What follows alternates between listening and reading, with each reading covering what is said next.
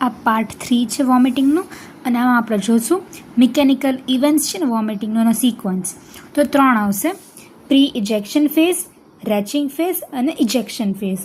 તો સૌથી પહેલાં આપણે જોઈશું pre ejection phase. Pre ejection ફેઝમાં શું છે?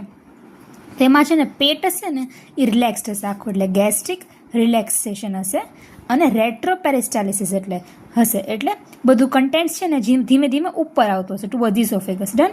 એટલે પેટ છે રિલેક્સ્ડ હશે, રેટ્રોપેરિસ્ટાલિસિસ થતું હશે, અને આમાં આપણને ફિલિંગ આવતી હશે નોઝિયાની, પછી બહુ સલાઇવેશન થશે, પછી ડીપ અને ઇરેગ્યુલર બ્રીધિંગ થતું હશે.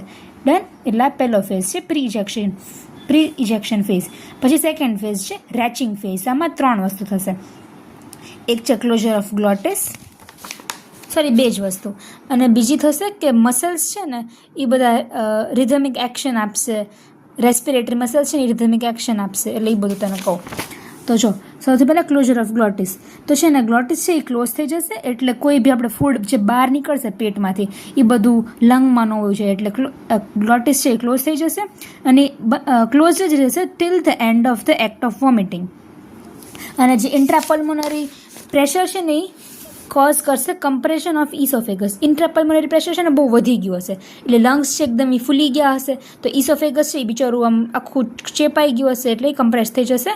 અને ઓલ્સો પ્રિવેન્ટ કરશે એસ્પિરેશન ઓફ વોમિટસ ઇન ધ ટ્રેકિયા. એટલે ટ્રેકિયા છે એ બધું ટ્રેકિયામાં બધું વોમિટ ન આવી જાય ને, એટલે જ આપણે ગ્લોટિસ ક્લોઝ રાખી છે ને, એટલે છે ને કમ્પ્રેશન થઈ જશે ઇસોફેગસનું, કારણ કે ઇન્ટ્રાપલ્મોનરી પ્રેશર બહુ વધી જાય છે. ડન. પછી rhythmic action of respiratory muscles precede vomiting. એટલે રેસ્પિરેટરી મસલ્સ છે ને એ રિધમિક એક્શન્સ કરતા હશે, અને એને લીધે વોમિટિંગ છે ને એ શરૂ થશે. અને consist of contraction of abdominal, intercostal અને ડાયાફ્રેગમેટિક મસલ અગેન્સ્ટ ધ ગ્લોટિસ.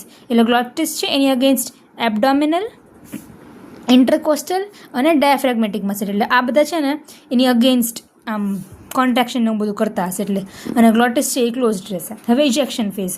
તો આમાં છે ને એકચ્યુઅલી બધું કન્ટેન્ટ છે ને એક્સપેલ આઉટ થશે, અને આમાં શું થાય? તો સૌથી પહેલાં ક્લોઝર થશે ઓફ ગ્લોટિસ. નહીં તો એ ક્લોઝડ જ હતી, એટલે એ કન્ટિન્યુડ રહેશે. પછી પાયલોરિક part of the stomach contracts, અને એકદમ ફર્મલી કોન્ટ્રેક્ટ થશે, એટલે લોઅર પાર્ટ છે એકદમ ફર્મલી કોન્ટ્રેક્ટ થશે, અને કન્ટેન્ટ છે બધા બહાર નીકળશે, અને ફ્લેસિડ બોડી બની જશે. પછી ઇન્ટેન્સ કોન્ટ્રેક્શન થશે એબડોમિનલ મસલનું, ડાયાફ્રામ છે એ રેઝ થશે, અને પેટ છે આખું સ્ક્વીઝ થઈ જશે, અને ઇસોફેગસ છે એમાંથી બધા કન્ટેન્ટ બહાર નીકળશે, અને એન્ડ છે ત્યારે એકદમ એન્ડમાં ડાયાફ્રામ છે રિલેક્સ થઈ જશે, અને એક્સપિરેટરી મસલ અને એબડોમિનલ વોલ છે ને એ કોન્ટ્રેક્ટ થશે.